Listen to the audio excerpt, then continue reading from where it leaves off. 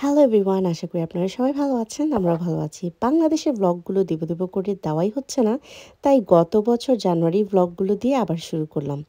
তো আমি সেদিন গিয়েছিলাম আমার কাছ থেকে গিয়ে আমার ফ্রেন্ডদের সাথে দেখা করতে। ওরা হচ্ছে আমার নাচের ফ্রেন্ড এবং আমরা খুব ছোটোবেলা থেকে একসাথে আমার খালার একাডেমিতে আমরা নাচ শিখেছি।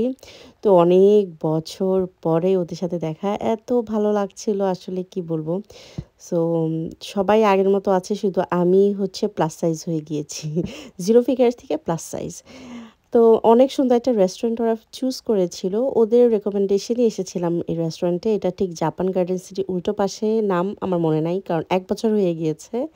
তো এখানে ভাইবটা খুব সুন্দর, বাট খাবারগুলো তেমন একটা ভালো লাগেনি। মানে খাবারগুলো দেখতে খুব সুন্দর, সার্ভিস ওদের খুবই ভালো, বাট খেতে তেমন একটা ভালো না, বাট অত খারাপ না। ইট ওয়াজ লাইক ওকে, সো। তারপরে আমরা এখানে অনেক ছবি তুলেছিলাম এবং হেইডেনের তো একটা বেবি সিটার আছেই, থাকেই। একটা হচ্ছে প্রিয়ানা এবং আরেকটা হচ্ছে আমার কাজিন, প্রিয়ানার ছোট ভাই প্রিয়ন্ত, এইডেনের প্যান্ত। তো সেই দিনের পরে এটা হচ্ছে আরেক দিন, এটা পরের দিনই আসলে আবারও কাছ থেকে গিয়ে এক্সস্টেড চেহারা ছিল। আমাকে সুন্দর করে মেকওভার করে দিয়েছিল অভিরূপ। অভিরূপ একটা দুর্দান্ত মেকআপ আর্টিস্ট। ওর পেজটা আমি ট্যাগ করে দিব। তো অভিরূপ আমাকে খুব সুন্দর সাজিয়েছিল। আমি খুবই টায়ার্ড, আমাকে দেখে বোঝা যাচ্ছে না। আমি কাছ থেকে বাসায় গিয়েছি ৫টায়। তারপরে রেডি হয়ে ৬টার মধ্যে বের হয়ে তারপরে আমি আমার জাকে নিয়ে, চৈতিকে আর আনভিকাকে নিয়ে তারপরে এই হলুদের প্রোগ্রাম এসেছে। এসে দেখি প্রোগ্রাম শুরু হয়ে গিয়েছে। তো কেন জানি এখানে আমি আসলে ভার্টিক্যালি ভিডিও করেছি জানি না, বাট যাই হোক। তো এখানে প্রোগ্রামটা খুবই সুন্দর করে সাজিয়েছে ওরা এবং ডেকোরেশন সব কিছু মিলে অনেক সুন্দর ছিল। ওইটা ছিল ব্রাইড এবং ব্রাইডটা ছিল আমার কাজিন অথইয়ের বড় দিদির মতো, বাট ফ্রেন্ডের মতো আসলে। তো এইখানেও কিছুক্ষণ ঘোরাঘুরি করেছি আমরা এবং এইডেন আসলে হঠাৎ কুলে উঠে যায়, আবার হঠাৎ নামে। আর আসলে আমি ওকে কুলে রাখাটাই পছন্দ করি, কারণ ও অনেক বেশি দৌড়াদৌড়ি করে এবং ওকে খুঁজে পাওয়া যায় না। তো এই তো আমরা একটা সবাই ফ্রান্স প্রবাসী যারা আছি সবাই মিলে একটা ছবি তুলছিলাম। এখানে আমরা সবাই আসলে ফ্রান্সে থাকি এবং ওদেরকে শুভেচ্ছা জানাচ্ছিলাম। অভি আমার ছোট ভাইয়ের মতো, তো ওর বিয়েতে গিয়েছিলাম এবং ওরই অ্যানিভার্সারি গিয়েছে ঠিক ২ দিন আগে।